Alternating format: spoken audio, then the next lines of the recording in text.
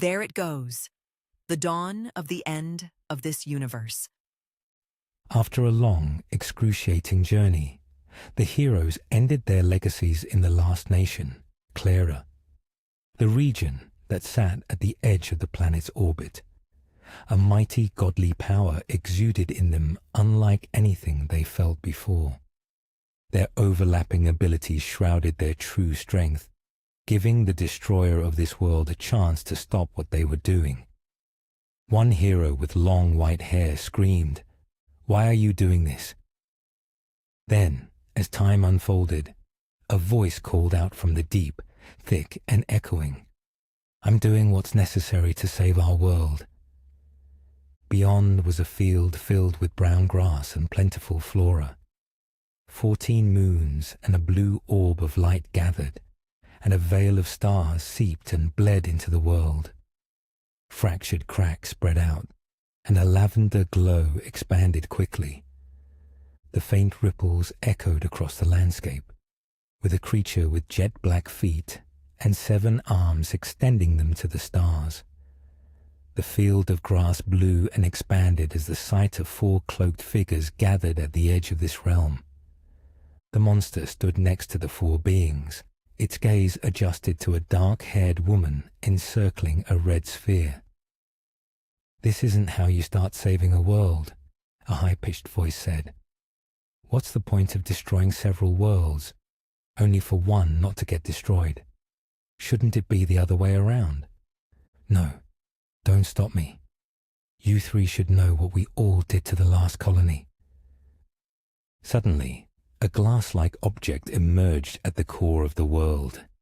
It had pointed corners and a transparent surface, making it easy enough to shed any light that came its way. Glowing cracks emerged, wings spreading over. It would seem this was a glimpse of the end of the world, the end of everything. "Now stay out of my way. I shall fulfill my promise." A purple light flooded the scene, with the giant tower emerging from the bottom corner of the world, glowing rapidly. White hair and grey eyes could be seen, covered and inked in black muck and darkness. People screamed from the smouldering world. Mist enveloped the planet, slowly swallowing every corner, every town, every crevice of this forsaken world. Instead of golden sunlight, blue light emerged from nothingness, shining bright, alerting the inhabitants to the danger. Clearly, chaos was bound, and there was absolutely nothing the heroes could do to stop it. "Once you see through my eyes, then you'll understand. Once you understand the full meaning of your journey, you may see the truth about our past, the truth about our family." At that moment, after seeing all the stars dim into a dark veil, the white-haired heroes gasped, feeling a surge of memories flash forward in their minds. The ADTRAIC Verity. Promise from virtuous wrath, defiant dread of distorted credence, wonder of desolate stupefaction, the insuperable element of love, a parting with despondency, blossoming arrogation of the sealed beatific. The last thing they recollected, as they saw all their loved ones taken back by the encompassing light, was a family portrait of them and their parents gathered near a beach, smiling happily. 2 parents made sure they were smiling, while a silver-haired girl leaped for joy. That portrait burned in the ashes. How long had it been since they were united? Not even the gods knew. "What have you been hiding from us?" The last words, after the whole universe went dark and light shone faintly on the plain, were, "Journey begins. Insurgency against aversion. In a single, breathless moment, the world the ADTRAIC family possessed slipped through their fingers. A blinding veil of light erupted without warning, swallowing the world whole. The wrathful luminance tore across continents, slicing the land apart and erasing all traces of what once existed. Kingdoms vanished, cities crumbled, towns dissolved into dust. No one could predict where the next blow would fall. The inhabitants of the world prayed, begged even, that the rulers who governed over their beloved planet would save them. However, their pleas fell on deaf ears. After all, not even the gods were safe. A white-haired man hurled his trident at the castle, panic and desperation in every rapid move. After moving once, he grasped his black trident, and soon a giant barrier flared, shielding the castle from oblivion. Shock and terror widened in his magenta eyes as he watched the land he loved unravel. For a fleeting moment, determination steadied him, grounding him back to reality. He remembered his world fondly, tending it like a gardener tends their crops. Then he remembered their faces. White hair and grey and pink eyes. Family. The man slammed his trident and raised his voice, emitting a fierce tone with his words as if speaking to someone. No matter the cost, no matter the circumstance, our children need us, for the future of our dynasty. Just when the man was about to be overtaken, when chaos ate at the corner's edge, a tall, white-haired woman leaped from the castle ledge and began to levitate next to the man. Both focused on defending the White Castle, struggling side by side as they braced themselves against the force that was tearing their world apart. Asahi, Aletha, Ayana, where are you three? The woman cried, agony breaking her voice. Not much after, the searing luminance swallowed her alive. Eons of dreams and toil vanished in an instant, swept away as if they had never existed. This was their home, a world once filled with rulers of every element, Ginkad. Our world. A boy with white hair whispered as he plunged from a ruined castle, landing on an ashy mountain. His grey eyes widened and his heart thundered as the world spun. The wind swirled, brushing everything away, and yet he walked on. Just as he felt his muscles pressuring down, he lost grip of a brown scarf. I can't lose that too, Asahi exclaimed, grief and anguish weighing down on his words. Before the fleeting fabric flew away from his grasp, the boy reached for it and clutched it to his chest, squeezing it hard into his arms, nails digging into his palm. The sky began to glow brighter, and time was ticking. All watched as the world tore through and shattered like a piece of paper. This was the end, and the boy knew that well. His voice echoed from the sinking mountains. I'm sorry, everyone, for my foolishness, for my carelessness. Tears spilled down his cheeks as he broke. I just want a peaceful life. With his head down, the boy slowly turned around. He gazed upon the world he loved and cherished, thinking it was forever gone. All reason to remain had faded into the ashes. But even as despair clawed at him, he found himself unable to turn away. His spirit ached for understanding. He needed to witness how far this calamity would reach. But someone had stopped the boy. Asahi, over here, a distant voice shouted. Tilting his head up, he noticed a faint light overhead. From collapsing stone, a slender pale arm reached out, casting hopeful paths of light. He stretched out his arms, grasping desperately for support. A white-haired girl appeared above the hole and extended her hand. With relief, Asahi clasped it firmly, letting her pull him up and out as they escaped the collapsing debris together. We have to leave, she stammered, her voice shaking. Everyone is gone.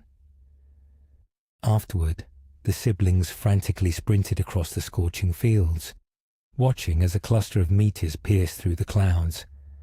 Once they reached the edge of the cliff, overlooking the smoldering world, they spread their brilliant, radiant wings. Hurry! As the light consumed everything known, two of the siblings narrowly escaped the crimson thunderstorms, dodging tendrils of lightning and forceful winds. Tears filled their eyes with agony as they hopelessly soared away from the calamitous world, flying into the sea of stars. Save us! Innumerable voices echoed across the fading world, begging for help. But there was no way for the ADTRAIC to save anyone anymore. All they could do was run, far from the ruin and chaos. Several years later, that world was gone. Now, they left it, for good. Here, they were safe. A different planet far from Ginkad, far from the catastrophe, far from the guilt. Get back here, you thief! Two siblings screamed as their feet flew across thick brown dirt and leaves. As they paced through the hills, their grey eyes fixed on a person cloaked in a long, dark hood, sprinting swiftly into the forest. The thief's eyes glanced behind, noticing a girl catching up to him. Cradled in the thief's gloves was a long, shimmering scarf coated in hues of brown. "Stop! Give it back!" the girl shouted, anger trembling in her voice. As he leaped across a ravine, he muttered, "I couldn't even spot you from a meter away." Then, a white-haired boy ran up and followed the thief, keeping pace across the ravine. His hands trembled with fury, glowing the more he pursued. "I won't let anyone take that scarf again," he said. Airborne, he landed safely, rolling into the next patch of grass. Trees blurred as they ran, the ground shrinking the faster they went. Once sighted, Asahi tightened his gloves. He conjured a dazzling white light around him, preparing to retrieve the object in the thief's hands. Just before Asahi's fist could reach the thief, the cloaked individual narrowly scrambled to a thick patch of bushes, vanishing into the shadows. "You're not getting away," Asahi yelled, boots scraping furiously against the ground. "Show yourself." After the silence left in their wake, the same mysterious voice responded to him. "Gladly." Suddenly, the thief launched from the bushes, hoisting an old wooden sword. He swung at Asahi's heart, striking with all his might. With each rapid strike, Asahi dodged the slashes. Fury burned in his movements. After the last slice, Asahi hurriedly unsheathed his sword and countered the attack by deflecting the strikes, sending a powerful blow toward the thief's stomach with his fist. In reaction, the thief quickly rolled to the ground, with white sparks discharging from the magical punch. "You're not even from this world," he shouted, as he backflipped away. Silence fell between them. Sunlight beamed through the clouds and treetops. Winds passed through the corridor of trees, blowing at his cloak. "If you don't want trouble," Asahi warned, "you never should have taken it." "No," the thief retorted. "If only you knew why I'm doing this." The thief hurriedly turned his head to another patch of bushes, sprinting as fast as he could. But the white-haired boy caught up with him. He then delivered a punch, his gloves glowing white as he sent the thief flying. "You don't know who we are," Asahi said, leaning in and cracking his knuckles. "Stop running and give us back what you stole. Don't make me call my sister." Abruptly, from the woods, a girl with long white hair emerged, looping the scarf around the thief and struggling to pull it back. The thief yanked the scarf from Aletha and retreated, eyes anxious as the scarf lost grip of the thief's body. How is that even possible?" he gasped, breathing heavily. "I should have won." Asahi darted to the thief, eyes fixed on his cloak. Then he grabbed him firmly. Surprised. The thief gulped and froze still, not uttering a word. Asahi shook the thoughts off and clicked his teeth. He gripped the thief's neck, hands glowing white, and called to the girl approaching. "Aletha, grab the scarf now." She snapped her fingers and hollered back, giving a subtle wink. "Right on it, bro." After climbing the cliff, Aletha barreled into the clearing and cartwheeled toward the brown scarf, snatching the end of its fabric. Charging at the thief, she wrapped the long scarf around him, successfully restraining him unlike last time. "No," he gasped as he collapsed onto the ground. Asahi tightened the scarf, pressing the thief until he cried out in pain. Okay, you win." Asahi lifted his chin and squeezed his fists in refusal. A cold, chilling seriousness carved across his face. His arms tensed, and he stepped forward, his voice sharp with wounded pride. "Don't take things that are not yours," he said, clutching the scarf. "Give it back. It's important." Aletha shook her head and sighed, hearing the thief implore loudly to Asahi. "Stop squeezing. Okay. I'll tell you why. I took it because it looked like mine." Aletha drilled the thief with a cold glance of disapproval, her white pupils glowing as she saw the aura of lies float across the thief's false face. The girl shook her head and objected. "You're lying." Asahi's eyes flared with anger. His voice trembled with hurt, choking the man. "Is this true? Are you lying to us?" The thief cowered with a begging smile. "No, listen to me. Maybe you'll understand. I stole it because I needed money." Aletha sneered at him, crossed her arms, and glanced at him with a look of truth, saying, "He's lying again." Asahi squeezed harder, rage boiling over. The thief's face flushed blue, his screams ragged and desperate, gasping for air as panic seized his entire body. I can't breathe, please. Dear me, give me mercy." Aletha's stomach twisted with shame as the thief choked and coughed under Asahi's grip. Pity stabbed through her, horror mixing with sorrow as she watched him cry and cower. "I can't take this," she murmured. "No more pain, Asahi." Before any more pain could be inflicted on the thief, Aletha nagged her brother's arm and yelled, "Asahi, stop. I don't want anyone to die. Just keep him here. I need to talk. I think he wants our attention." Asahi lessened his grip, slackening his hold on the thief. He stared down at him in silence, wrestling with the urge for justice. In all his years he would never have done this, but the relic's importance gave him pause. With an urge fuming down his neck, Asahi turned back and answered Aletha with a tone. "There's no reason to spare him," he said, hands away from the scarf. "Why would he steal from us? Didn't he see us slay the dragon earlier? Did he really need the scarf? Or is he lying again?" Aletha looked upward and made a thoughtful expression. "Because I don't believe that he is evil," she answered. "The only reason he was lying is that he's scared and wants our attention. Maybe he needed something from this scarf. Maybe a memory, comfort, or help for his own reasons." Her eyes dropped to the cloaked individual. "Well, at least I hope so." The thief hurriedly shook his head as he felt relief fly into him at last. "Yeah, tell him," the thief said, still shaking. Aletha chuckled dismissively and smirked at the cloaked man. "Don't get cocky. Tell me the real reason you took it, or my brother will use his fists. Although my ability has flaws, I can see through most lies, you know." Aletha warned. "No, don't," the thief pleaded. "Fine, I'll tell you."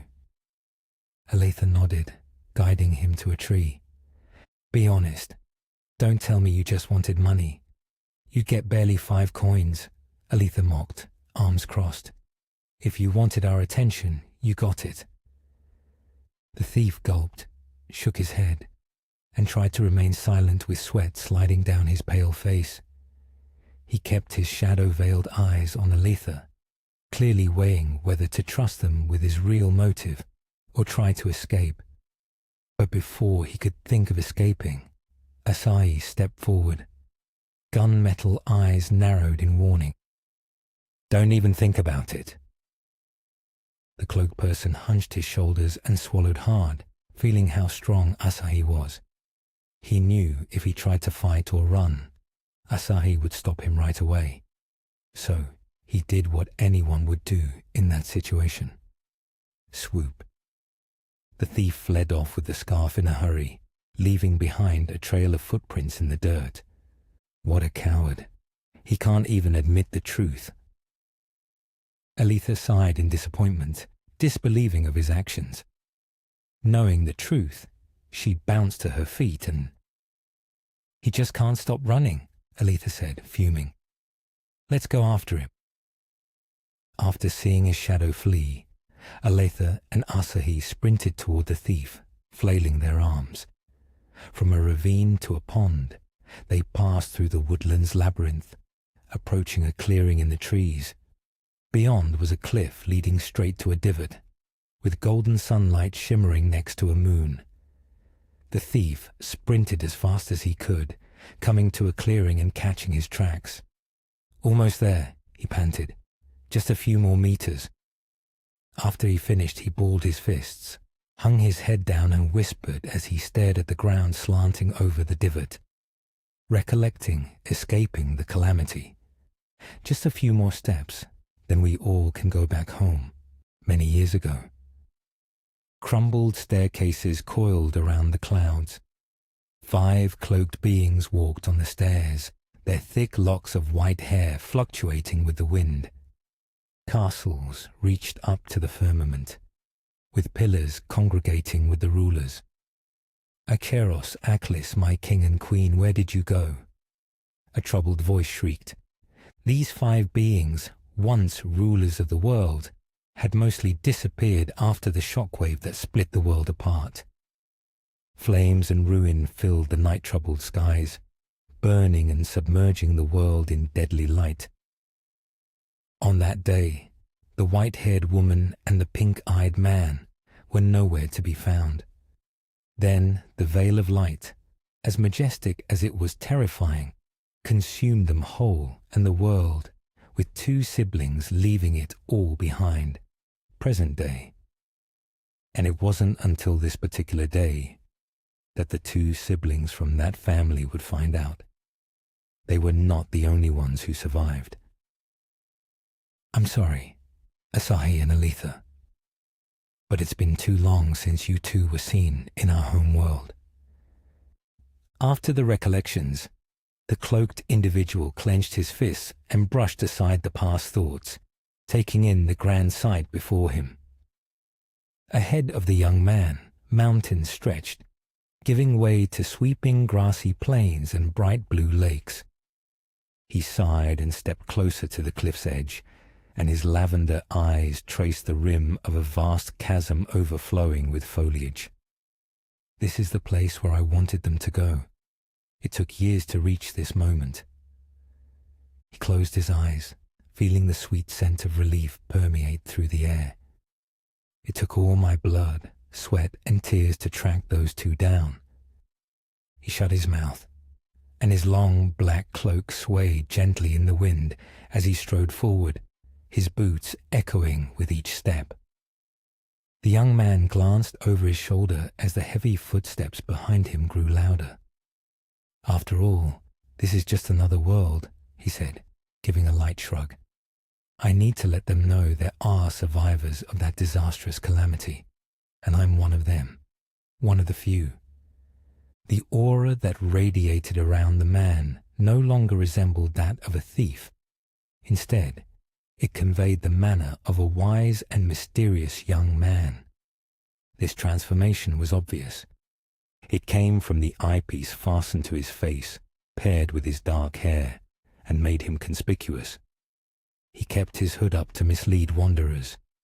Indeed, He had successfully deceived Aletha and Asahi, leading them to believe he was merely a thief. In truth, he was more than that. And deep down, he knew how special that scarf really was.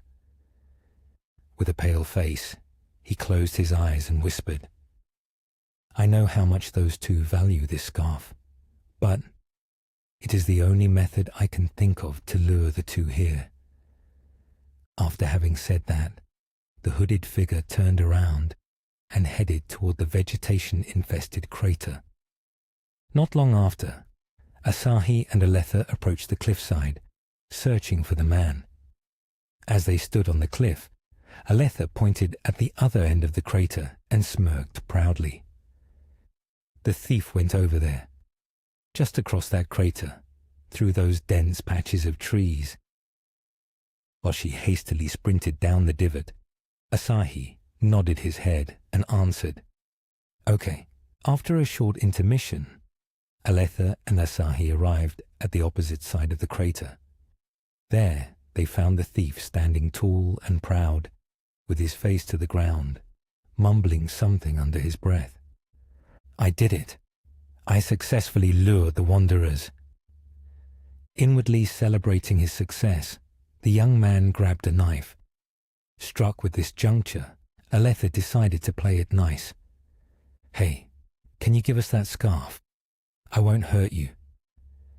Hearing her voice, the thief glanced at Aletha, froze mid-step, clutched the brown scarf tightly, and his eyes widened in recognition. The man quickly recovered from his shock, drew his blade, and held it pointed downward, ready to defend himself. Below us. Then, with a sharp motion, he hurled the blade down, striking the ground at his feet. Cracks splintered out from the impact, followed by a whistle from the movement of the blade. "No matter what you do," he mumbled with determination, "we are going home." Seeing that the man refused to answer, Asahi unclenched his fists and let out a steady breath, choosing to speak calmly rather than lash out. "Silence," he said calmly, diffusing the tension. "All we desire is the scarf. Return it, and everything will be resolved." Clearly, the cloaked individual wanted nothing more than to bring these two home. In addition to the cracks that appeared and scattered across the surface beneath them, tremors followed in their wake. The thief locked eyes with Aletha as the ground quickly began to shake beneath them. Whatever they did now, escape was impossible. He stood his ground, resolute. Trees rocked violently, gradually sinking into the soil. Everything in the crater trembled fiercely, including the mountain range. No stop. At that moment, they noticed it was a trap set by the mysterious man. Recognizing the imminent collapse, Asahi dashed to Aletha, pulled her into his arms, and whispered urgently, "Stay by me." Rocks, tree branches, and rivers collapsed and slid into the giant hole, vanishing into the dark abyss below. The only sounds that accompanied Asahi and Aletha during their descent were the echoes of their own screams. Much of what happened remained unexplained. Their eyes bulged in a wet space surrounded by bubbles and clear turquoise water. Silence and oppressing weight enveloped them. Aletha was the first to break the surface. She gasped for air, trying to take a deep breath as she regained her senses. Her eyes were wide open, seeing nothing but vast darkness. Chills crept up everywhere she moved. Rubbing her shoulders, she took a few steps forward. She looked around, searching for any sign of life. "Where am I?" Asahi was the second to surface, coughing and gasping for air. At first, he saw only darkness, stone, and a few holes of light. But as he climbed out of the pool, he realized much more awaited them. Standing before them were several mountains of steel structures, encompassed by a tall, colossal, open, rocky cavern. They stuck together like stalagmites. Rusted mechanical gears lined tiny pools, and a giant glossy black cube stood under a round ceiling opening, letting the sun shine on it like a spotlight. A faint, strange scent filled the hot, close air. Aletha stared at her feet, unable to move, stunned by this odd place. "What is this place?" Aletha wondered aloud. "It's called the Cradle," a voice said, as something rose from the water. "It used to shelter millions." Immediately, Asahi and Aletha leveled their glowering looks at an individual cloaked in a sharp, dynamic garment as it rolled out of the water. Without explanation, the man approached Aletha, his gaze piercing hers. He took a deep breath, and as the silence continued, explained to them. "There are many cradles dispersed across our universe," he said. "Many devices were lost to abandonment. However, what you see behind me will be the only device alive that will bring us all home." Wrapped around his wrist was a scarf, a sparkling, soft scarf coated in shades of brown. The man knew, just by looking at Asahi's cold, hardened face, that he couldn't have it anymore. So before Asahi could land a hit on him, the cloaked man revealed, "Pardon me for stealing your scarf," he said as he placed it back on their hands and pulled his hood back. "It's the only method I could think of to lure you two here." Given the strange response, Aletha raised her eyebrow and asked, "Who are you?" The thief, or rather man, looked back at her with a grim expression of realization dawning on his face. "Oh, right. I almost forgot." With no other choice, after staying in the dark for so long, the young man sighed deeply and took off his hood. Long, silky dark hair framed his jewel-like purple eyes, and his attire was as dark and celestial as the stars. A lavender eyepiece was attached to his right eye, matching the pattern of waves in the sea. Swiftly, Aletha jumped out. "Hey, you look like someone I know." Her grey eyes broadened in realization. "Wait a minute, Aquan. How did you get here?"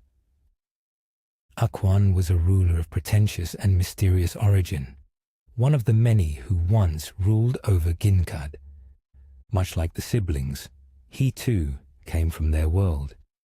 But during their world traveling after they fled from the engulfing light, never would they have expected that Aquan would appear in such a distant place in the universe. Could it be that he was tracking them down ever since the calamity? Recalling the calamity, Aletha lowered her voice and twiddled her thumbs. "I thought you joined the other rulers." Filled with doubts and regrets, Aquan looked at his hands, recalling the calamity, a time at which their world lost itself to a consuming luminance. The sheer thought of such a sight haunted Aquan. No one had an idea who or what caused it. All they knew was that they lost everything. "Let's not speak of that," he said, scratching his head. "It has been a long time since that happened." To avoid sparking a situation, Aquan accelerated their pace and led them through the ruined city. Ruined towers lay scattered across the area. Wires twisted from deep pits in the empty expanse up to the sharpest rocky ceilings. "Much has happened since you two were gone," Aquan muttered, seeming upset as he spoke. "And I'm afraid that there is more I have yet to tell you." His glare swept the ruined city's edge. Capsules lay smashed, spires toppled and split, laboratories destroyed. Nothing seemed glamorous about this area. Once they passed the first layer, the trio approached a colossal device of glossy black glass, standing atop the debris-strewn circle of stalagmites. Green stems crept from the cold, hard surface, climbing the cube, and white gears ground and tore the air, trying to spark. 7 long steel arms extended from each side of the cube, folding themselves like a card. Slender, narrow lines of white light flickered on the surface of the glass, with glowing flower petals lathering the device. Their eyebrows rose as they looked up, noticing its size. It was almost as tall as the ruined city. Although it did not move, Aquan led Asahi and Aletha toward the device's surface. The cube's glass was so shiny that it reflected their bodies easily. "Whoa," Aletha said, with eyes sparkling with fascination. Asahi kept his gaze on the surface as he carefully observed the device from all angles. His voice was quiet and serious, but he still complimented the intricate wiring. "I have never seen such complex constructions before," he said. Turning back to Aquan, Asahi abruptly redirected the topic. "Aquan, tell me, what is there to come back to?" He took a deep breath and continued. "Nothing is left of our world, not even our kingdom. It's the only reason why we're in this situation in the first place. There's nothing we can do other than to wander the stars." As Aletha narrowed her gaze to Asahi, he clenched his fists and expressed a stifling expression of pain in his voice. "You don't understand how much we have lost to that catastrophe," he said. "So many loved ones, so many places we cherished, so many traditions we held dear." Asahi fought back tears as he stepped forward, his voice shaking. "All for it to go to waste. Our parents are gone, our sister is left behind, and most of the lesser rulers have vanished. Tell me, just one reason to go back to a world of ash." Silence erupted after his voice echoed across the cavern's walls. "Because hope exists, Asahi," Aquan replied. "The lies we tell ourselves are what get us this far. By just accepting the truth without resistance, there is nothing you cannot be." Aletha couldn't help but agree with Aquan's response. "Yes, stagnation leads to decay," she said. "You can't just avoid something without trying it first." Asahi felt his heart flutter. He hadn't considered the luminance as a threat, because deep down, there were voices in that luminance. Something had changed in Asahi. He wanted to believe in Aquan, but in truth, he knew that his words of hope were hollow. He looked away from the device and gazed around the ruins. The entire scene made him feel as if he were walking through a graveyard. The ground was streaked with dried blood and strewn with mangled metal. Shattered crystals were scattered everywhere, as if pulverized by an earthquake, while the air brimmed with the stench of death. Faced with urgency, Aletha looked over at Aquan and urged him. "So, let's try it," she said as she approached the device. "Let's return to our home world and see what truly awaits us." As a silent reeking wind flew by, Aquan nodded his head in agreement, and soon Asahi followed. When they approached the device, Aquan acknowledged both siblings. "Place both of your hands on the device," he said with an honest tone. Once heard, they placed their hands on the device. Aquan clicked his finger and commented, "Because of your appearances, there is a possibility that activating the device might be easier than the intended activation process." And so, they acted in accordance with what Aquan informed. After a simple countdown, Asahi skimmed and prodded the device's black surface with his fingers. Suddenly, a white spark pulsed through the layer of glass, sending out glowing digital ripples across the cube like dropping a stone into water. In reaction, Asahi backed up, turning over to Aquan to see if this was right. He couldn't have been any more correct. "Ripples have surfaced the device. The activation is successful," Aquan praised as he saw the flickering, glowing white lines flicker into a stagnant position. "Now, Aletha, touch the device as well. There may be a chance that we don't have to do anything other than that. Asahi didn't know what to say when Aletha took off her gloves and placed her hand on the surface. This action made him nervous. He was afraid that whatever happened next would cause them some fatal damage. Surprisingly, the device did not explode. Instead, the surface became warm against their hands. What's happening? A deep, robotic voice suddenly spoke from it, unbroken from time. Aspect 102. It's the forgotten language from the ruined civilization, Aquan said. The once universal language now forgotten. Aletha turned over and asked Aquan with a genuinely confused tone. What are you talking about? Doesn't matter, Aquan said, as he heard loud digital growl sound behind him. Just continue touching the device. Beep. Millions of white iridescent lines and dots exploded from the device. Host identified. Aquan, eager to see the results of his labors, shoved Aletha and Asahi's hands up against the side of the gadget, setting off a powerful pulse that powered the entire machine. Second host detected. Universal scanning. Complete. Protocol for planetary navigation initiated. Execute. Slowly unfolding from the device's top, 5 black arms emerged. After expanding the hologram, it reached the ceiling and rotated erratically. Yes, Aquan said, desperation anchoring his voice. Aquan seemed enthralled by the gadget's motions, as though he too wanted to touch it. To his dismay, a blast blew him away just as his hands were about to smooth up the surface. I'm deemed incompatible for a device such as this, Aquan said. Just stay put. The apparatus let forth another volley of holograms in the form of a gigantic white light explosion, and the constant droning of the apparatus caused their ears to ring.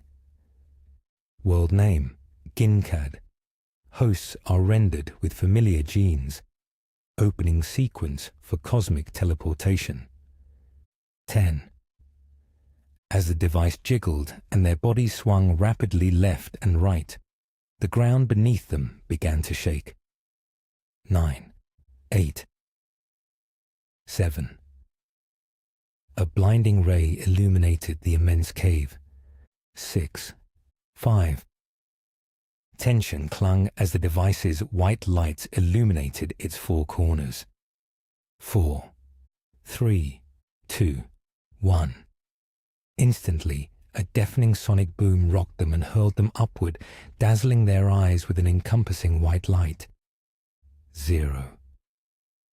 In less time than it takes to blink, the massive spectacle of the cavern, the device, and the ruins was replaced seamlessly by a vast white abyss. Nothing. A void of utter emptiness. Disillusionment crashed over them as they gazed into the endless white, swallowed by silence. The sudden leap from the sprawling underground city to this blinding white abyss had left them reeling. They recognized the light, yet never imagined it belonged to their own world. While Asahi remained composed, panic had undoubtedly seized Aletha. Fear iced her veins as she darted through the void, her shadow and footsteps hovering over the white walls. This couldn't be right. An endless void. This can't be our world, Aletha said. Aquan isn't even here. Crushed by terror, she dropped to her knees, teeth clenched, and pounded her fist against the empty white expanse in desperate anger. Where did that thing take us? Was Aquan lying to us? Each hit sent echoes rippling through the endless white chasm. Asahi, answer me. Yet no one answered. Asahi shrugged. Although the device specifically said it's their world, it doesn't seem to be. Just a flat abyss. Memories clawed their way into Asahi's mind the more they gazed into the white abyss. Why is this white glow so familiar. Have I seen it before? Suddenly, before another word could be uttered, a croaking, mysterious voice slithered out from the emptiness. Ah, so it appears that one has forgotten about their past. What a pity. After a long, heavy silence, Asahi and Aletha frantically searched for the source of the voice. Could that voice be Aquan? We haven't seen him since we have been in that cavern, Aletha whispered. No, Asahi mumbled. The voice is too crooked to be Aquan. Just keep moving. Abruptly, from a misty veil of white was a strange, monstrous figure wearing a dark cloak with glowing magenta lines climbing on its chest. From every centimeter of his form, the figure radiated a twisted, overwhelming energy. Hey, are you responsible for this void? Aletha asked unwaveringly. Wait a minute. I don't remember seeing your face. Who are you? As Aletha's words faded, the figure fixed them with a chilling stare and unleashed a sinister laugh.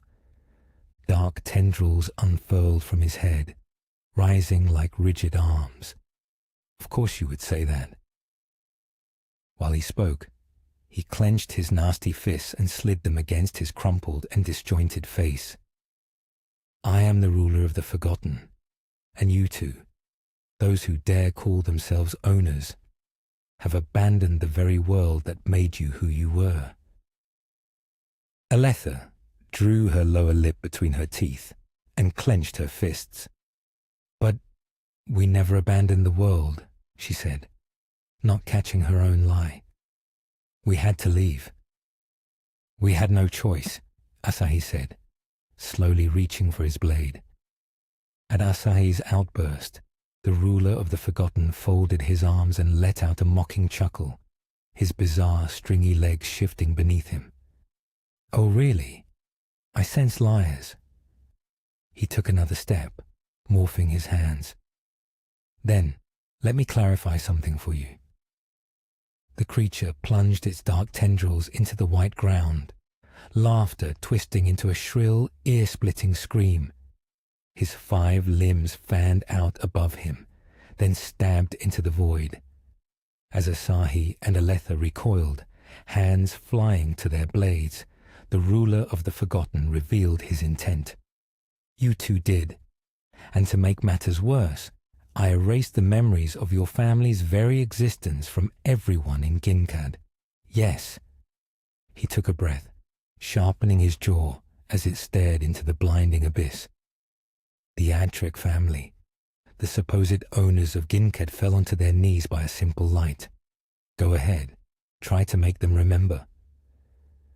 With every step they took, the world around them flickered between black and white, as if reality itself was stuttering.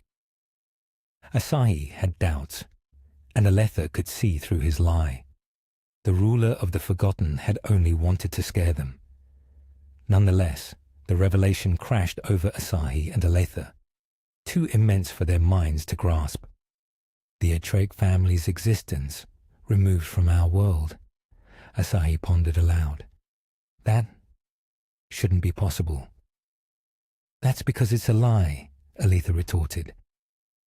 The ruler of the Forgotten forced his lips into a devious smile. Oh, but it is not, he said, clenching his skin. And now you two will now be recognized as nothing but ordinary, fleshy, powerless humans. Putting his hand to his forehead, the ruler of the Forgotten looked heavenward and asked once more, Now tell me, do you two know who I am? In the heavy silence, they searched their memories for any clue about the being, but not a single spark of recognition flickered in their minds. They could see from the creature's 8 sharp magenta eyes that it wanted to correct them. However, confusion and memory loss tangled their thoughts, making it nearly impossible to form an answer. Because of his proximity, Asahi and Aletha had no choice but to answer. No, we don't. Rage surged through the creature's twisted, goopy form. Purple energy crackled along his veins, and his 5 magenta eyes blazed with a light that could blind the living. "Oh, really? Are you sure?"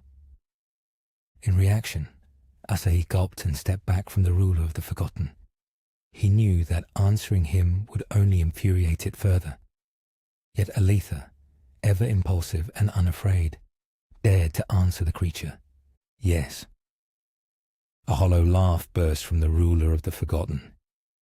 He puffed his cheeks, mocking her answer, but the menace in his elliptical eyes warned Aletha to run. "Keep your heart beating," the ruler of the Forgotten warned. His face darkened as he leaned toward Aletha, watching her tremble in fear, because not even the warmth of your own blood will save you from what you said. A violent blast hurled Aletha across the void, smashing a crater into the unyielding white wall. Without hesitation, Asahi lunged toward the ruler, sword flashing from its sheath. His gleaming blade pierced the ruler of the Forgotten's flesh, tearing away a strip of skin as easily as peeling fruit. Screaming in agony, the ruler of the Forgotten fell prone onto the white void, feeling a white burning sensation consume his skin.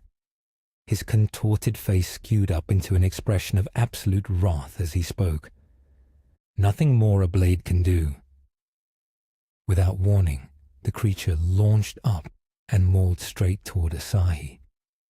Layers of his skin pulsated and squirmed like bubbles as he struck the boy with their screaming, goopy tendrils, landing several hits. Time slowed as Asahi's eyes caught the same piece of the ruler of the Forgotten's scaly skin, scraping and landing against his body. His vision, along with the others, flashed in white soon after. A colossal wave of white light crashed over the land, swallowing the earth and leaving only molten ruin in its wake. Asahi could see it clearly, a vision from the past. Devastation laid everywhere among this cataclysm. No corner was left untouched. And then, boom.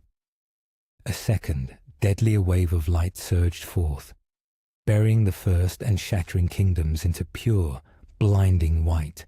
Before the memory could unfold further, darkness enveloped them once again, plunging them back into the white void. "What was that?" Asahi muttered as he felt the flow of time speeding up to its original state. The ruler of the Forgotten turned his attention to Aletha, watching her scream and cry in pain. He began muttering under his breath as if something had gone wrong. "Calm down. No, it's just a shred of my skin. I'm sure nothing will be remembered, right? It's only one chunk." Aletha's body trembled, covered in wounds, her pain-stricken screams swallowed by the endless white walls. "I'll kill you," she shrieked at the creature, tears streaming down her face. "Oh, those are the same tears from your tragic memories. Look how broken you are," the creature sneered, driving sharp, goopy tendrils into Aletha's skin. "Whoever gave you the right to call yourself an owner? Don't you dare touch my sister." Asahi shouted with fury boiling down his neck. "You think you have a say in this? You're nothing more than a mortal to your world's eyes now. Keep your mouth shut." The ruler of the Forgotten replied. Immediately, his voice turned razor-sharp as he glared at Asahi, who stood defiant, dark sword raised high. "You don't understand anything. What can you possibly know about your world?" Asahi's grey eyes narrowed, locking onto the creature towering above him. He longed to shout that he knew his world's pain and blessings, its suffering and fleeting virtues, better than anyone. But his memories were shrouded in fog, forcing him to answer with magic instead. While the creature gathered a sphere of destruction, Asahi intercepted the blast and soared into the air. Twisting mid-air, he unleashed black beams of darkness at the ruler of the Forgotten, tearing away more fragments of goopy skin. Shock widened his eyes as he spotted the brown scarf lying gently in Aletha's trembling, bruised hand. His gaze drifted to the 2 pieces of the ruler's skin, watching them drift down onto the scarf like autumn leaves. Before more could be said, time froze still. Asahi, Aletha, and even the ruler of the Forgotten's bodies were paralyzed, allowing another memory to invade their minds, in the past, a few moments after the beginning of the calamity. A tall black door stood with quiet elegance in the hallway. Flames raged behind the windows, ceilings and stone collapsed, and the door was wrenched open. Beyond the forced open door, only heaps of dust and ruin remained. The bed lay overturned. Blue glowing holes riddled the walls, and shattered furniture sparkled with dust. Every corner bore the scars of struggle. No, a boy said. A young white-haired boy fell to his knees, tears glimmering as he wept, unable to comprehend the devastation before him. The sight of the sparkling brown scarf, lying silent on the tiled floor, told him all he needed to know about what had happened. Although the white-haired boy told them to wait, the silver-haired girl entered the room and darted a glance at the brown scarf. Her expression shone with confusion and sorrow. What happened? With every moment of silence, realization stabbed deeper into the boy's heart. He collapsed, knowing he had failed to shield them from this truth. "Asahi, what's wrong?" the white-haired girl asked. His body shook with raw terror, tears streaking down his pale cheeks. He clutched the silken brown scarf in trembling hands, remorse flooding through him. As the silver-haired girl and Aletha bent toward them, worried about what made Asahi so upset, the parents' room wall collapsed, revealing the burning kingdom they once knew. But despite that, the 2 girls ignored it, worried about what Asahi had to say. The white-haired girl pushed the silver-haired girl aside and leaned over to Asahi, asking, "Asahi, why are you crying?" In a quiet, trembling, and horrified voice, Asahi turned his pale face toward his sisters and quakingly replied, "We lost our parents." A ghostly pallor crept across his cheek as the memory faded. Hearing the ruler of the Forgotten chuckle menacingly, Asahi stepped forward, straightened his posture, and interrupted him. "This is our mother's scarf." Seizing a breath, Asahi clenched the brown scarf in his fingers and gritted his teeth, his face consumed in pure wrath. "I will commit my life to finding whoever was responsible for destroying our world." Voice echoing, Asahi cut off his own words and stalked toward the ruler of the Forgotten. He sheathed his blade and conjured a white flame burning in his hands. Then he unleashed a decisive blow to the ruler of Forgotten, screaming, "And it all starts with you." Swing. All of a sudden, time came to a complete standstill. Black mist enveloped the white void. Then appeared delusions. Worlds consumed in destruction. Cars crashed. Spaceships slaughtered. Towers crumbled. Civilization vanished. Dragons of titanic sizes eating worlds. Chaos. One formidable figure appeared beyond the black veil of the night sky, tearing things and rending them apart. It had 2 jet-black pointy feet, 5 silver arms, and a long, writhing tail. Scales consumed its beating chest. The being looked nothing like the monsters Asahi had seen before.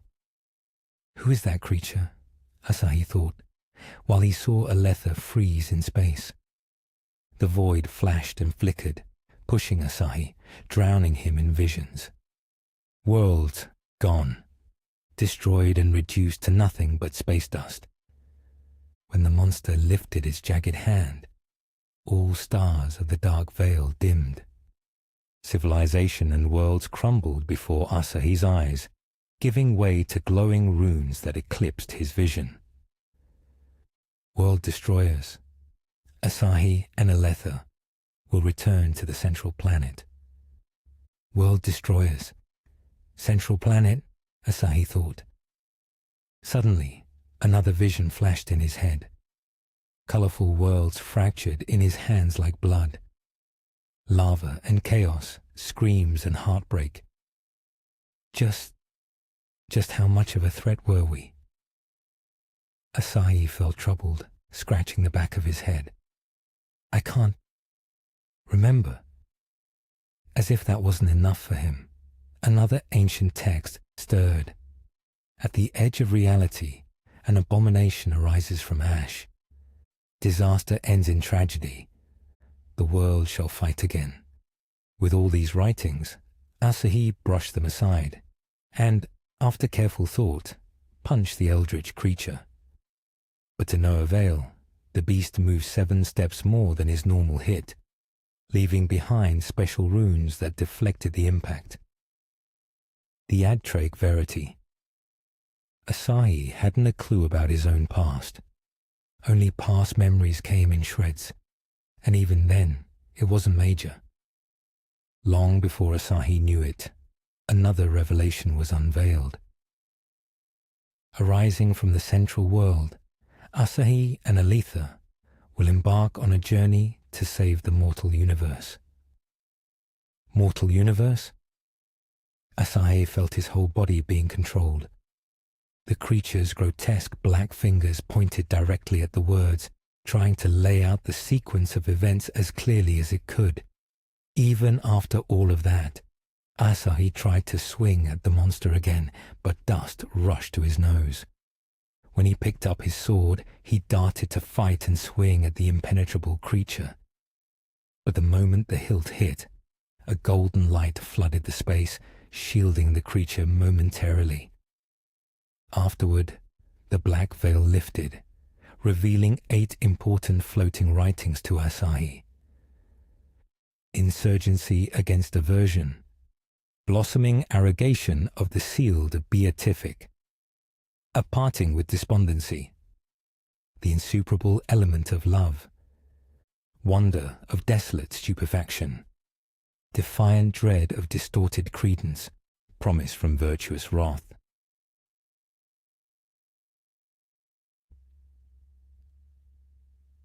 Yet all but one were revealed. What? Asahi mumbled as the text dissipated, clearly confused. What is going on? Why is the last one crossed out? Who are you? Before he got a good look at the creature, it vanished. Black mist retreated, and time came back. Asahi's soul was cast back into the white void, with Aletha standing by his side. Although it was a short occurrence, Asahi felt as if this fate was not supposed to be revealed this early, and that monster, who had shown him all of it, was a creeping enemy he might have to meet in the future. Asahi struggled to find meaning in any of the text, only coming up with a few predictions and implications of what the 7 texts meant. What was all that about?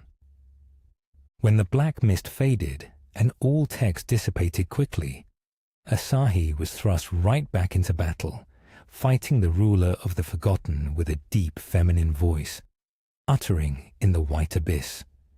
Journey begins. Insurgency against aversion. After all the revelations, Asahi unleashed a storm of thrashes at the ruler of the Forgotten. He sliced and tore his skin, summoning a black flame that burned on the ruler of the Forgotten's bubbling body. Anger and confusion riled up in Asahi the more he fought. Now this is the true power of the ADTRAIC, the creature rasped, stepping back. Now, let all come into ruin. Asahi spared not even a second for him, hatred burning in his head. Silence, Asahi yelled with a shuddering voice, pointing his blade at the bottom of the ruler of the Forgotten's chin. The creature sneered at him with its 8 horrifying eyes and shook its head. Arising from the deep, the beast flung a clump of spiky, goopy tendrils from his back at Asahi and Aletha. A suppressed cry came from the attack, pain striking every corner of his heart. But that hadn't stopped him, not even the tendrils. When he looked back into the void, seeing Aletha in shambles, Asahi's eyes flashed with realization. "I am a ruler," he mumbled as a subtle yet powerful realization gripped him. In the world of Ginkad, the term ruler was exhibited as an identifier of a race, a powerful race with faith and order in oneself, devoting all their dreams to the prism. The prism was believed to jump from world to world, granting rulers their exceptional powers. It was the very thing that could transform a human into a ruler. Now it had settled itself eternally in Ginkad. The only name higher than a ruler could only be a sovereign, or better yet, owner.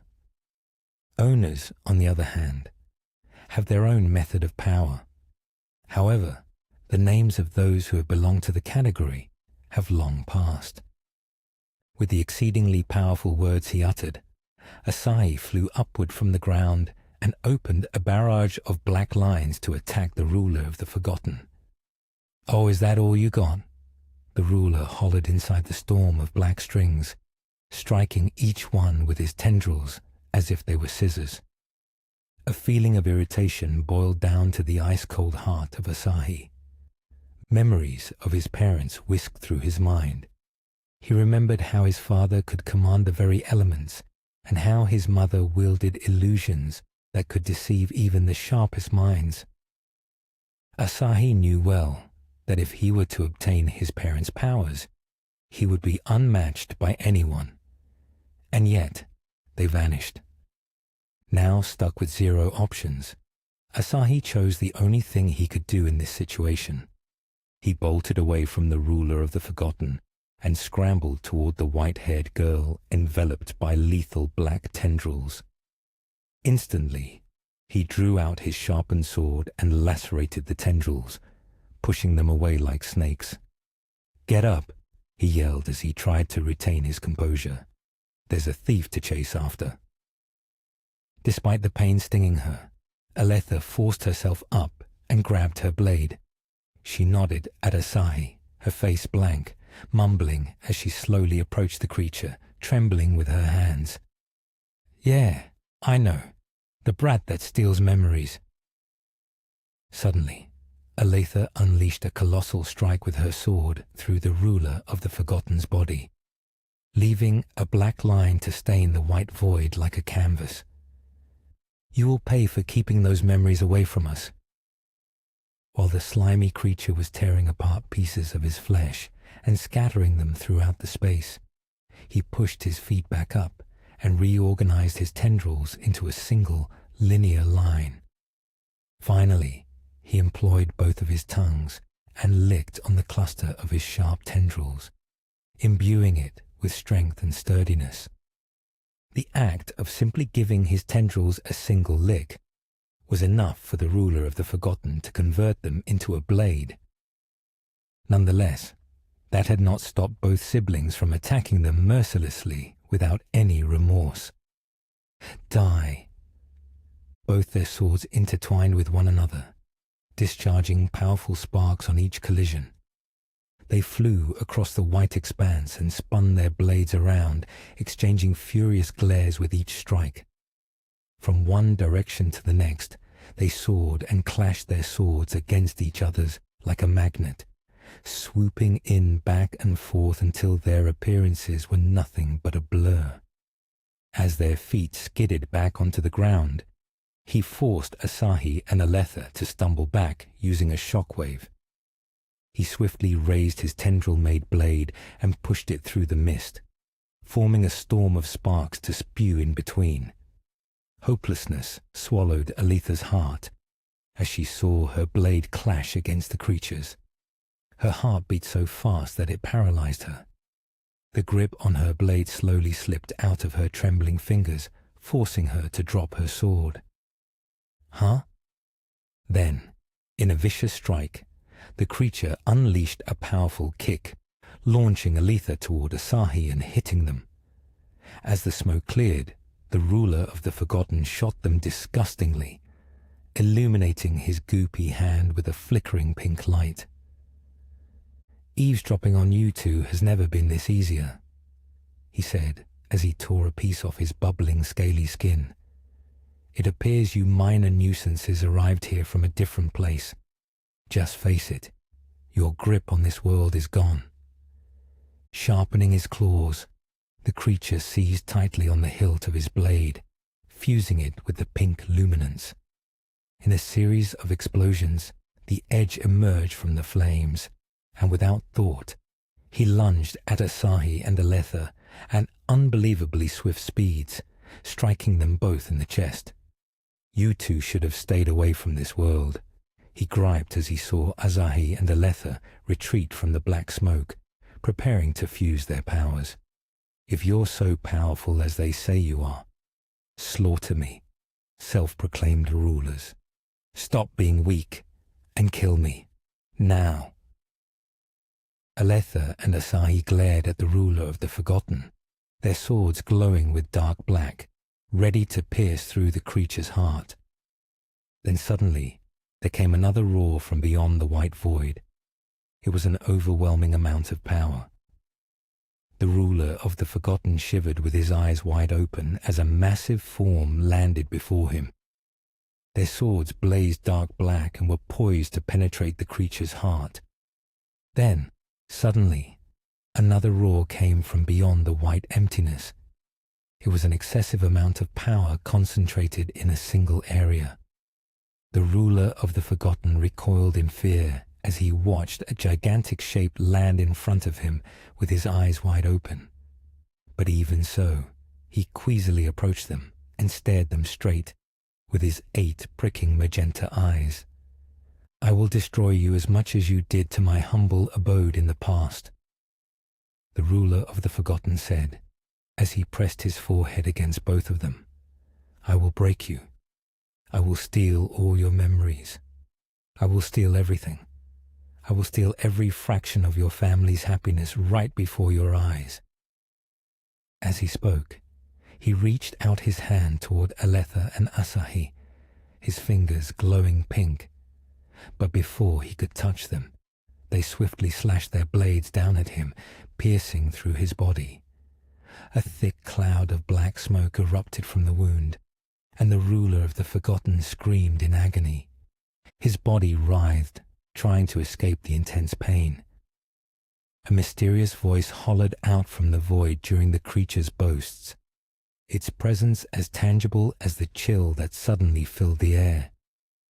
The voice was deep and resonant, echoing through the vast expanse as if the void itself spoke, sending a shiver down the spine of all who heard it.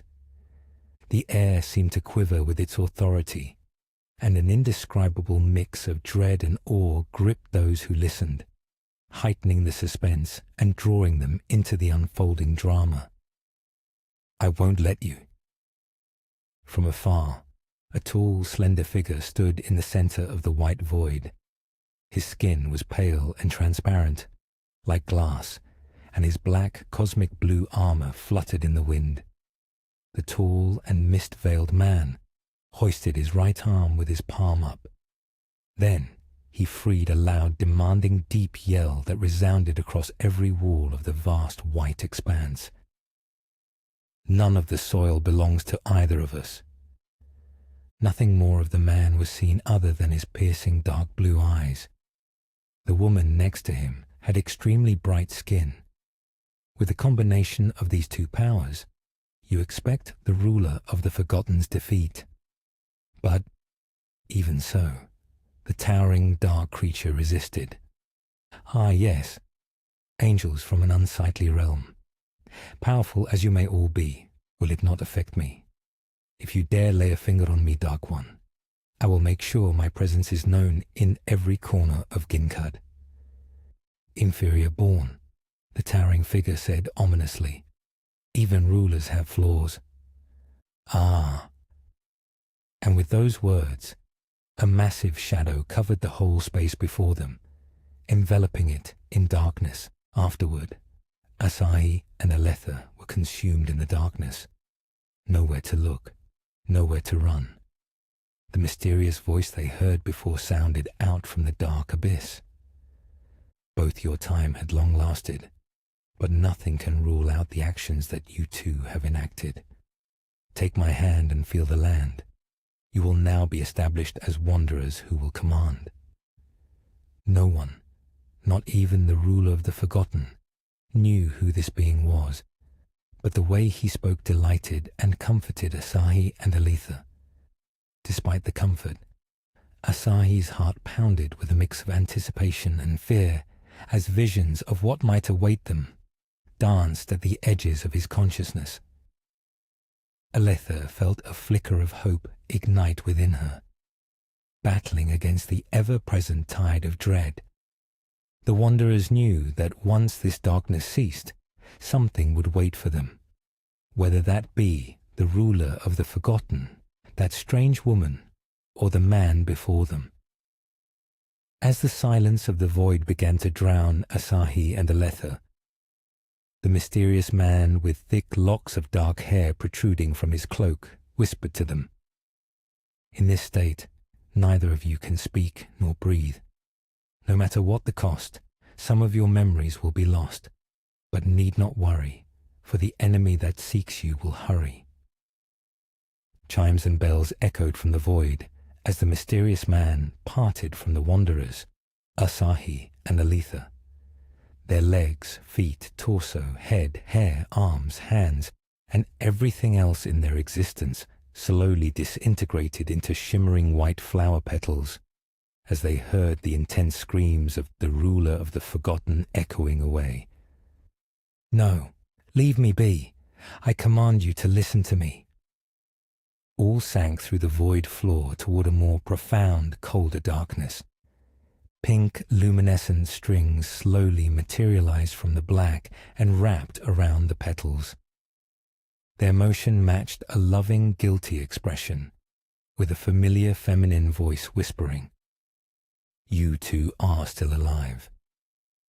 After the glistening white petals grazed the floor of the dark abyss, a white emergence quickly ruptured and shone beneath them, transporting them to Ginkad.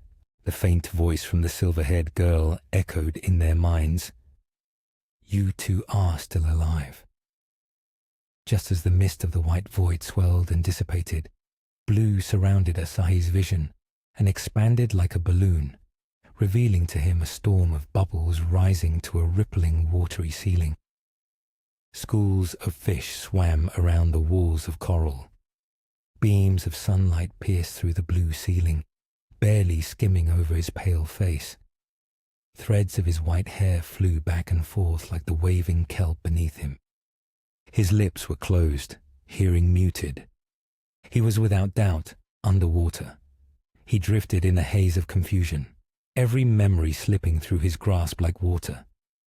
Salt water had stung his eyes. Clusters of bubbles continued to slip out of his mouth. Within 5 heartbeats, Asahi understood he was deep beneath the waves.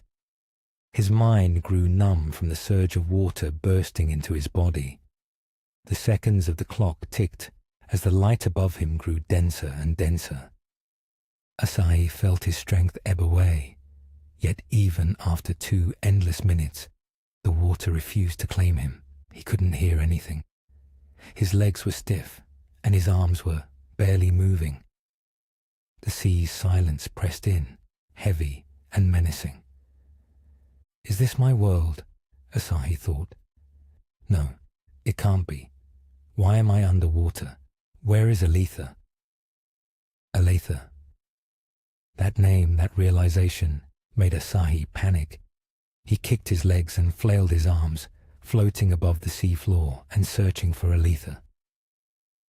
Just before he lost hope, Asahi found a girl with long white hair slumped and floating above the roof of a sunken, ruined building. He cut through the vines and swam upward, dodging vicious sea creatures before finally grabbing the girl. 5 minutes slipped by, and the last bubble had vanished into the blue. With all the energy he had left, he carried Aletha up to the surface. Aletha's weight dragged him downward, but Asahi battled the pull with every ounce of will, legs churning desperately toward the light. As his windpipe moved, Asahi felt a current of cold electricity pass through the air. His ears were unclogged.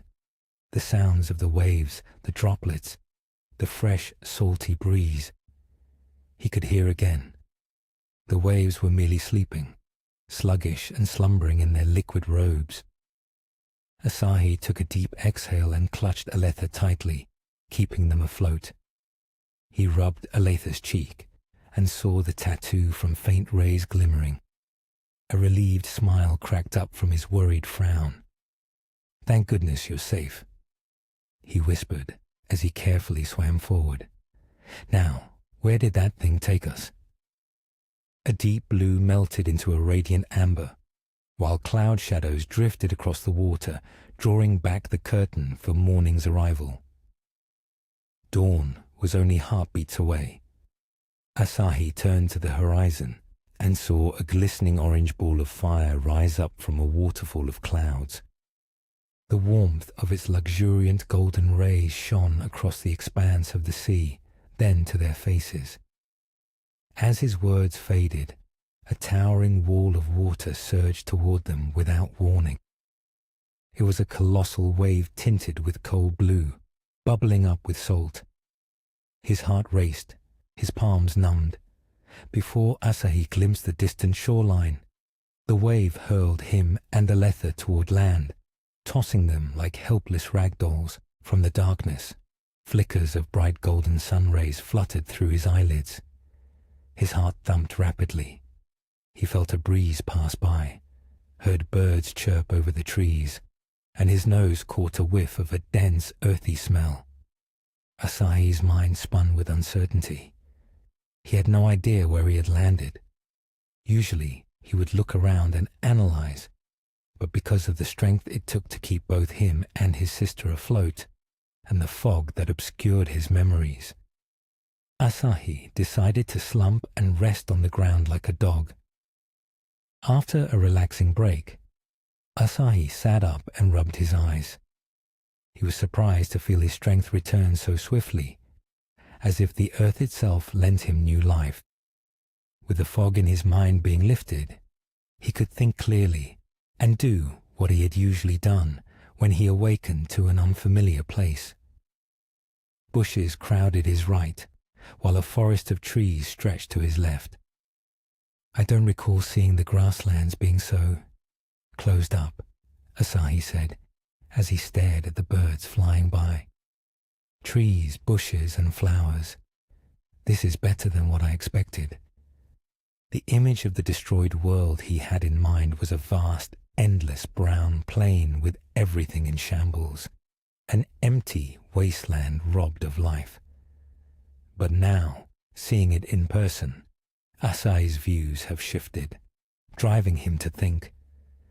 "It doesn't seem like 5 years have passed here," Asahi thought as he passed through an opening in the trees. A stream of falling leaves flew as his eyes shrank in absolute disbelief. If that's the case, then maybe...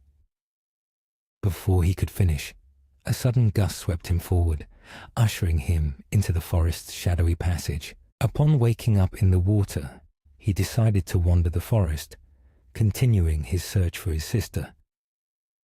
After awakening from nearly drowning at sea, the first thought that sparked in Asahi's mind was, how did he arrive here? Sure, he saw a shore, and yes, he was caught in a wave. But shouldn't that mean he had to awaken on the beach? Why was it that Asahi awakened in the forest rather than the shore? Where did his memory go? And most importantly, where did Aletha go? These questions bit his mind the more he walked. If I were pulled into the forest, could that mean that Aletha is still... His eyes broadened in realization. In the shore. After his shout echoed, Asahi chased the sunlight through the trees, hoping to find the shore.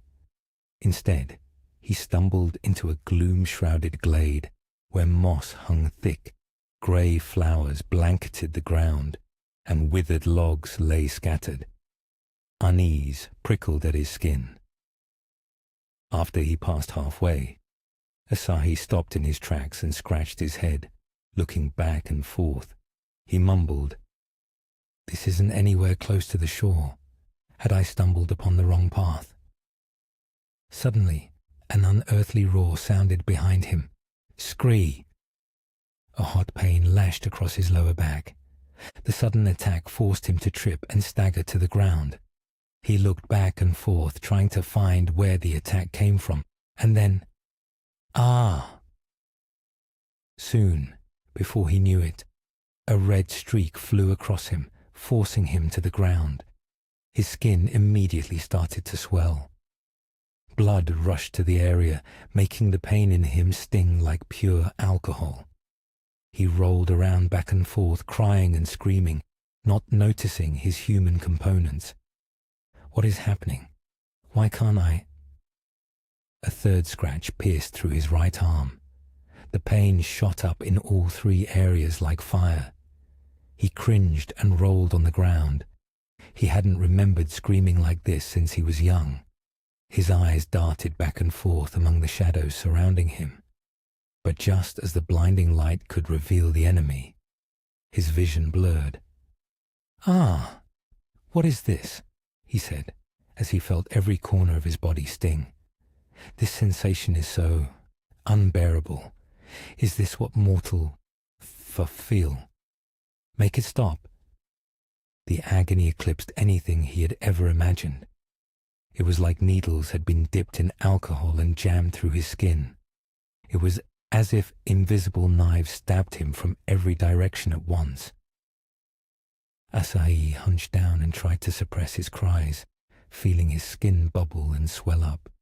Then, as if fate conspired against him, his vision clouded further until even his own fingers faded into the haze. Fear seized his tongue, his cheek, and his pounding heart as the creature loomed above. A dark figure crept over his face, dangling its 20 long dark arms and wagging its hideous tail. Slowly, it started prying open its jaw, revealing seemingly endless sets of sharp, daggering teeth, and a glowing purple circle at its tonsil.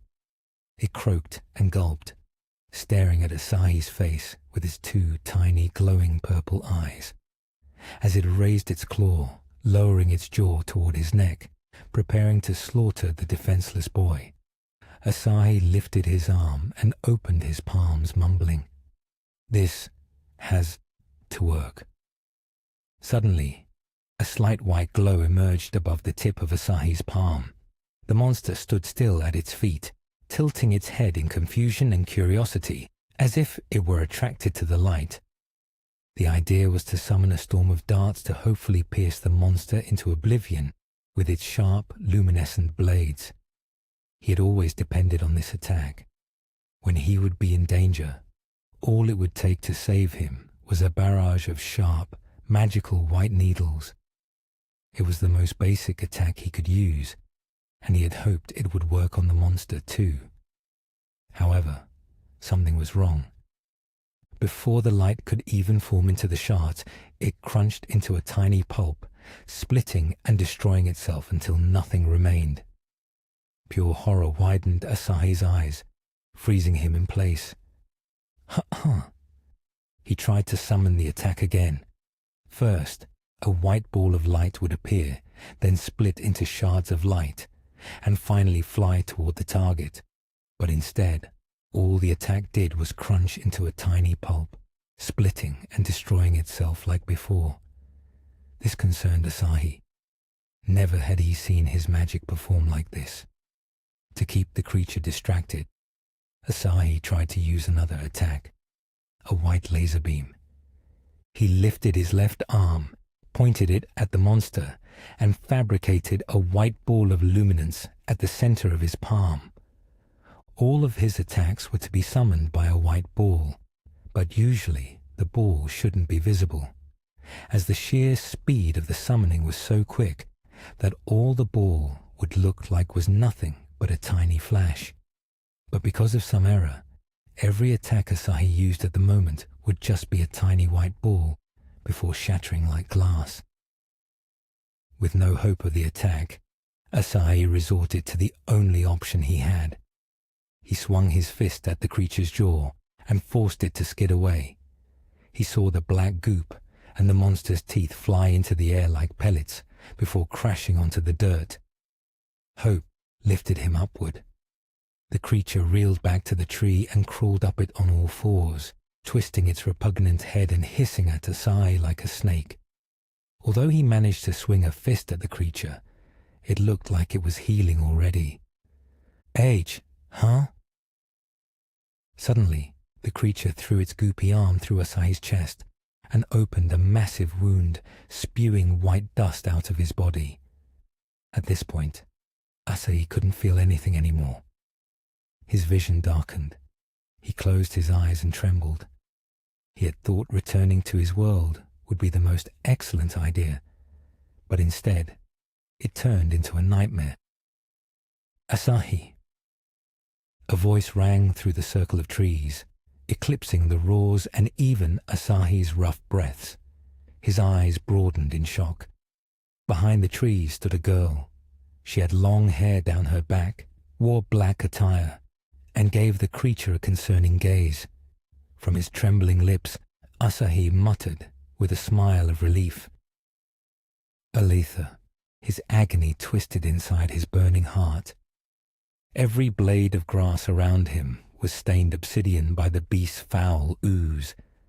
The once vibrant green now a sickly black in the dim light of the cloud-shrouded sun. Just ahead, her beloved brother, Asahi, stood motionless. His usually lively eyes were now filled with fear. "Get your hands off of him," Aletha exclaimed as she hoisted her arm upward, preparing to attack the beast. Still as a statue, the creature did not stir. Its murky gaze slid toward Aletha. For a heartbeat, the world was so silent that only the whisper of the wind dared to break it. Aletha crouched low, inching closer to her brother. She shifted sideways, keeping the monster's line of sight blocked by nearby rocks and trees as she moved. 1, 2. 3 seconds pass. The creature's growls and croaks echoed over the whistling forest. Aletha was just centimeters away from her brother's grasp. 4, 5, 6 seconds more. Aletha's feet barely skimmed the metal arm on Asahi's hand, goosebumps prickling her skin. Just a few steps away. Aletha thought quietly. Although about a minute had passed since encountering the beast, Aletha still couldn't get a good sight of it in the darkness. She turned her head toward the monster, holding her breath to avoid alerting it. The sight before her was almost enough to make Aletha scream. The beast, a terrifying creature that had haunted their nightmares, resembled an oversized spiked lizard with silver coin-sized eyes coated in black ooze. Its face was similar to a human's, but instead of lips or a nose, it had a single slit-like opening running across its forehead. Its most striking feature. Massive, smooth wings, deadly with a single flap. With every cautious step, Aletha felt her heartbeat thunder in her chest. She knew that her entire body was exposed to the monster's sight.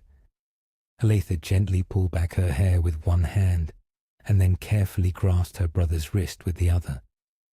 She moved slowly, dragging him away from the dirt pile while keeping her eyes on the creature. Asahi, trying not to make noise, lowered himself quietly onto the grass, working to avoid drawing the beast's attention. Rising cautiously, Aletha glanced down at her wounded brother. She leaned over him, careful not to expose herself to the creature, and whispered into Asahi's ear, "You will be all right." Without warning, the creature slashed at Aletha with its razor-sharp claws, digging into her skin like sticks poking through the sand. Aletha's breath snagged, her legs trembled, and she let out a sharp yelp. "Ah, fa!" The sound of flesh tearing was audible as Aletha fell backward onto the hard ground, holding her injured shoulder.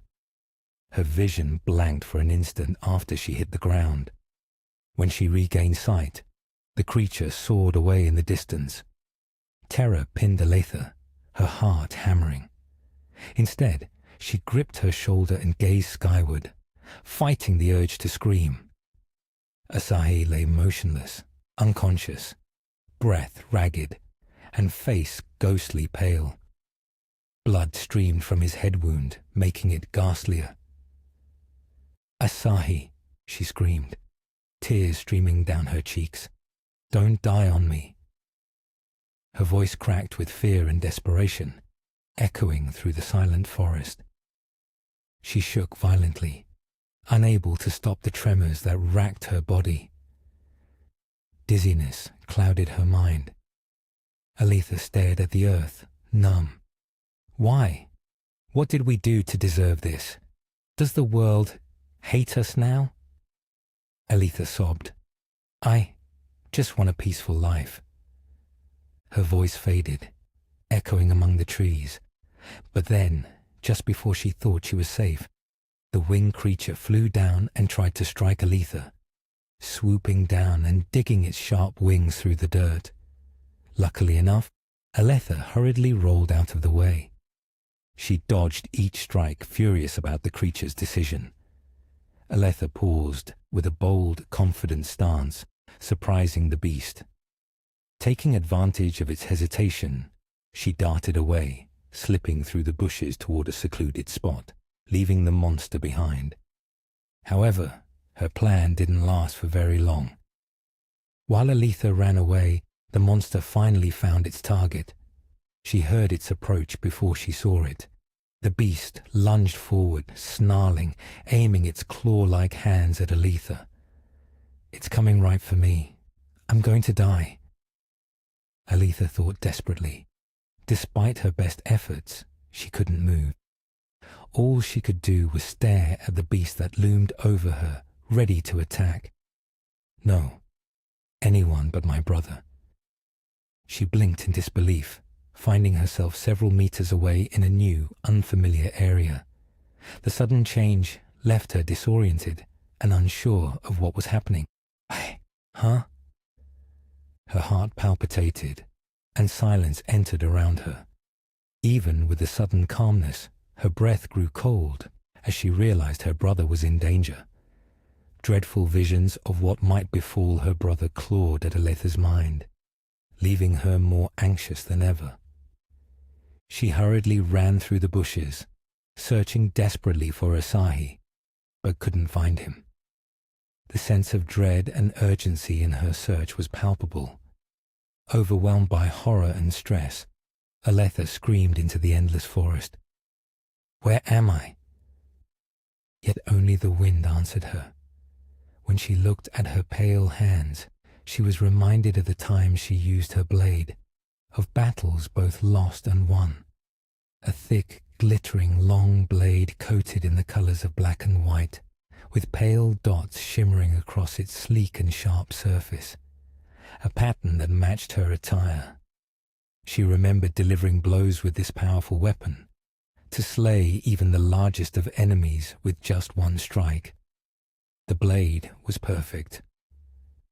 If only I had my sword now, Aletha thought, staring at her palms. But unfortunately, that thought had only lived inside her imagination, for she couldn't find her sword no matter what she did. Powerless and stripped of everything but her frail humanity. She had never felt so small. Frightened about what might happen next, Aletha froze in place, clasped her hands, and began to pray softly. "Please don't kill me. Please don't kill me." As leaves rustled, a man appeared just steps from where she had stood, his eyes widening in shock as he called out, "Hey, what's going on here?" To Aletha, the man was a brown blur in the shadows. Her fear distorted reality. She was sure he was allied with the monster. She charged at him with all her strength, arms wide open, yelling, "I'll kill you!" But just as her hands were about to skim the man's attire, "Whoa, whoa, whoa!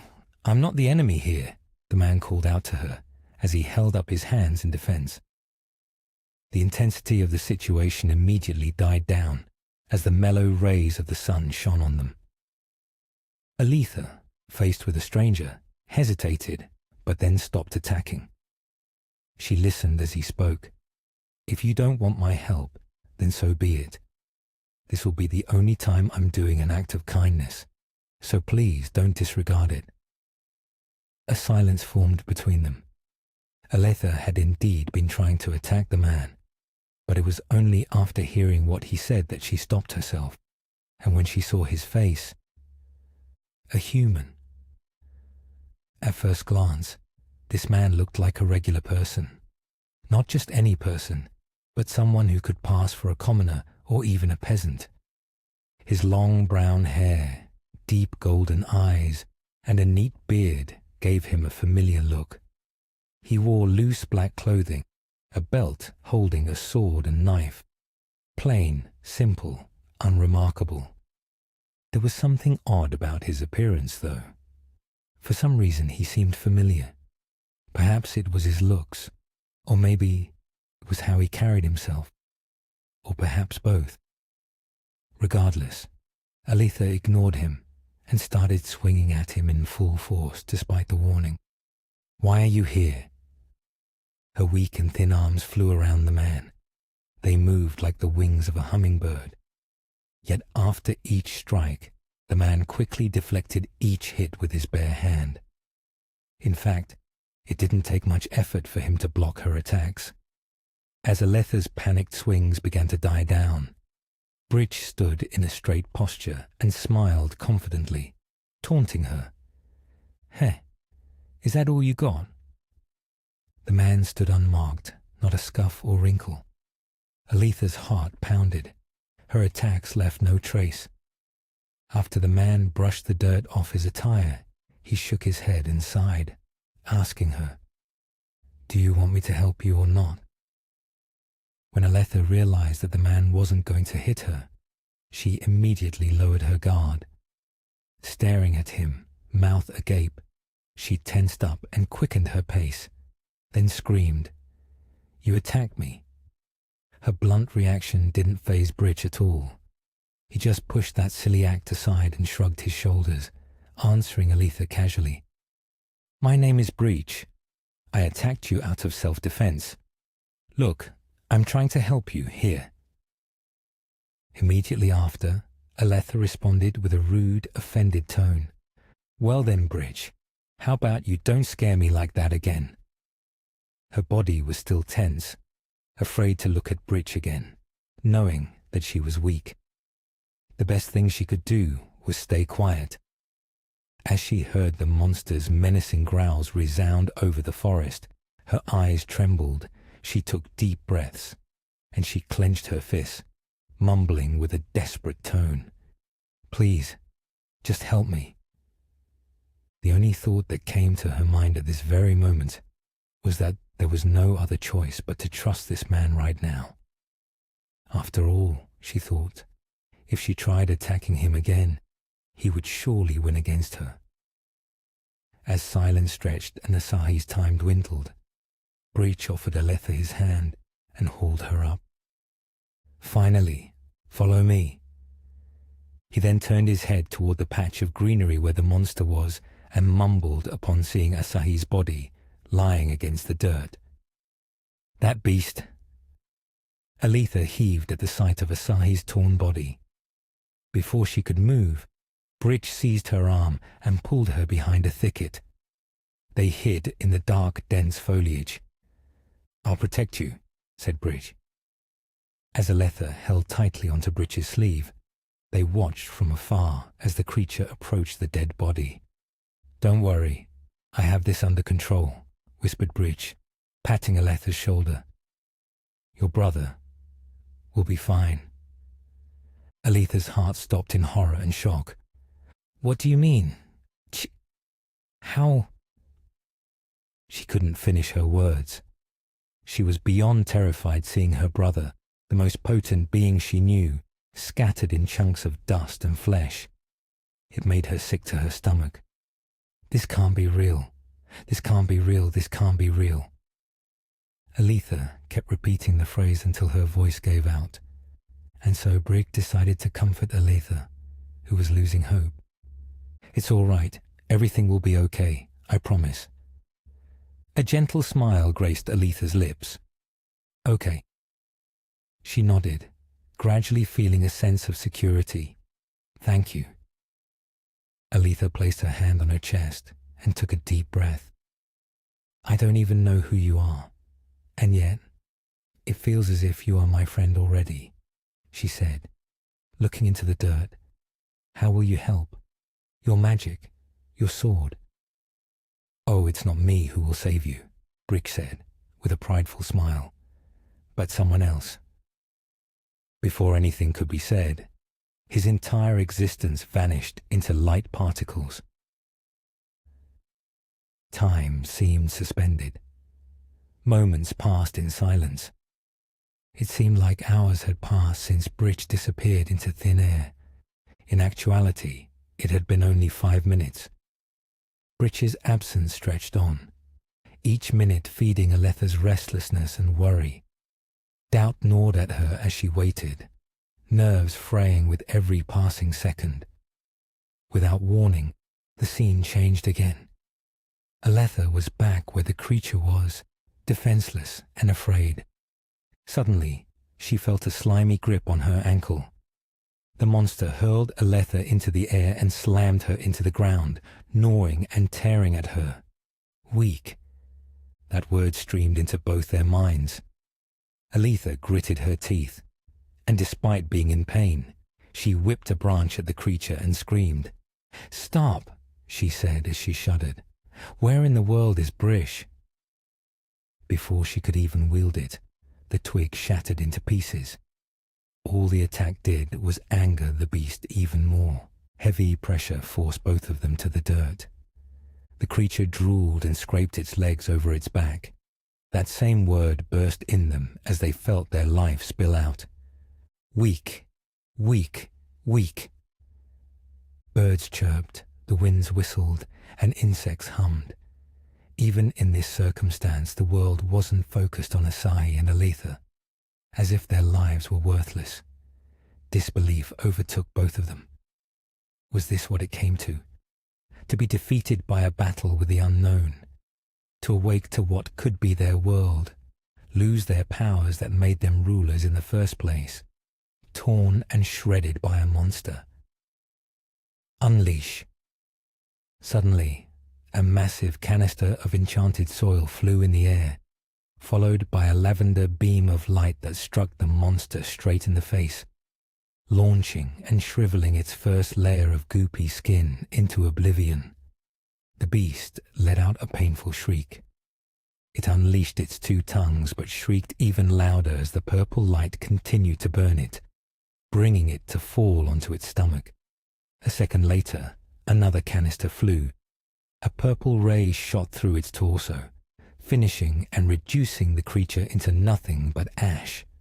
Moments later, the creature fell flat on the ground, leaving a vast cloud of dust in its wake. As the dust lifted, a silver-haired boy with 2 cat ears perched on his head emerged. Asahi and Aletha were paralyzed in shock, not just from pain, but from the inability to identify the mysterious person who unleashed that powerful beam clearly. In seconds, they saw the enemy that had almost killed them effortlessly disintegrate from a beam of light. Bridge, escort the strangers to the hills now. A familiar brown-haired man rushed to both of them and carried their dust-covered bodies on his back. The mysterious boy and the man ran through the forest toward an open field of grass. But as Asahi and Aletha's vision slowly faded into darkness, a green soil canister flew open over them, and the wounds and cuts on their bodies swiftly healed from a faint green luminance. the mysterious two placed them soundly against their shoulders. The same tranquil voice yelled as he heard loud growls from each corner. "Get the carriage. It should be a kilometer away." "On it, Siddiqui." The silver-haired boy turned to Asahi and Aletha, rubbed their heads, and whispered to them in a calm voice, his smile uneasy. You two will be all right." As Aletha was escorted, she caught a glimpse of a mysterious woman veiled in dark mist.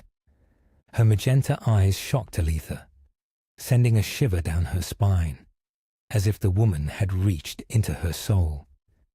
An inexplicable sense of familiarity and importance washed over Aletha, making her heart pound with questions she couldn't articulate. In a blink, the figure vanished, leaving behind a lingering sense of urgency in Aletha's mind.